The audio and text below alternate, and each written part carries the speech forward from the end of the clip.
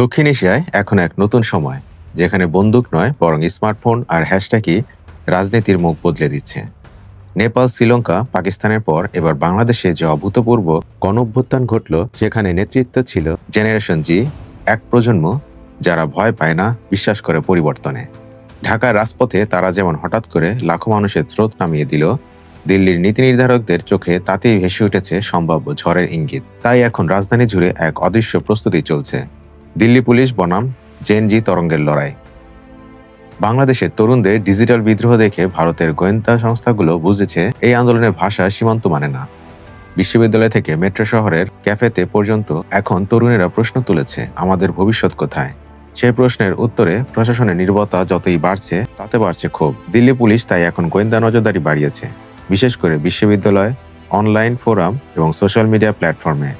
Hashtag gen জি uprising আর Delhi revolt এর মতো hashtag নজরদারিতে এসেছে।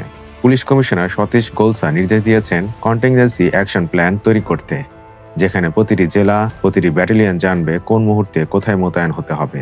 জল কামান, টিয়ার গ্যাস, নন লেথাল অস্ত্রের পাশাপাশি এখন ড্রোন নজরদারি ও ডিজিটাল ট্র্যাকিং সিস্টেমও সক্রিয়। সোশ্যাল মিডিয়া মনিটরিং সেল 24 ঘন্টা কাজ করছে, কারণ জানা গেছে বাংলাদেশের অভ্যন্তরের সময় টিকটক আর টেলিগ্রামের মাধ্যমে আন্দোলনের সংগঠন হয়েছিল। দিল্লিও সে আশঙ্কা করছে। কিন্তু পরিস্থিতি শুধু রাজধানী পর্যন্ত সীমাবদ্ধ নয়। উত্তর সীমান্তে লাদাখে সেনা মোতায়েন, চীন ভারত উত্তেজনা ও স্থানীয় যুব সমাজের বঞ্চনা নিয়ে ক্ষোভ নতুন মাত্রা পেয়েছে। লাদাখের তরুণরা বলছে, আমরা সীমান্ত রক্ষা করি কিন্তু উন্নয়ন পাই না। ভারতের গোয়েন্দা সংস্থা আইবি আশঙ্কা করছে সীমান্ত উত্তেজনা, পরিবেশ বিপর্যয় আর চাকরির অভাবে এই অঞ্চলেও জেনজির মতো বিক্ষোভ শুরু হতে পারে।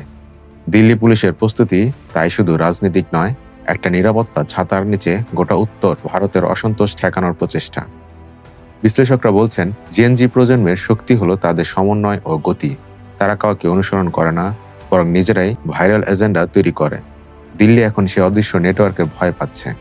তাই ভারত সরকার চাইছে সংলাপ ও সচেতনতা, এর মাধ্যমে তরুণদের মন জয় করতে। কিন্তু সামাজিক বৈষম্য, বেকারত্ব আর নাগরিক স্বাধীনতার সংকোচন সে প্রচেষ্টা কঠিন করে তুলেছে। লাদাখের ঠান্ডা পাহাড় থেকে দিল্লির গরম রাজপথ পর্যন্ত এখন একটাই প্রশ্ন ঘুরছে, রাষ্ট্র কি প্রস্তুত তার নিজের তরুণ প্রজন্মের ঝড়ের মুখে দাঁড়াতে?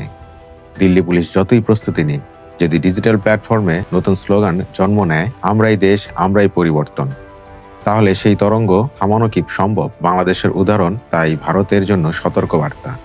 জেনজিরা কেবল প্রজন্ম নয়, তারা এক মানসিক বিপ্লব। আর এই বিপ্লব যখন সীমান্ত ছাড়িয়ে ছড়িয়ে পড়ে, তখন কোনো রাজধানী নিরাপদ থাকে না।